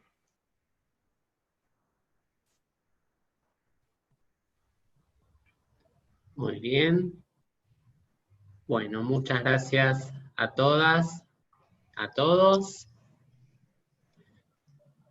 Muchas gracias, Gala, muchas gracias, Mariano, muchas gracias, Juan Manuel, muchas gracias, Gaby Malicio, muchas gracias, codirectora, doctora Natalia Torres Santomé, muchas gracias, director, doctor Sebastián Baroselli. Hasta la próxima, quedamos en contacto. Muchas gracias a todas y a todas. El video se va a subir en los canales de YouTube y en la página de Facebook, en los perfiles del Instituto Gioja, donde pueden contactarnos. Muchas gracias. Buenas tardes.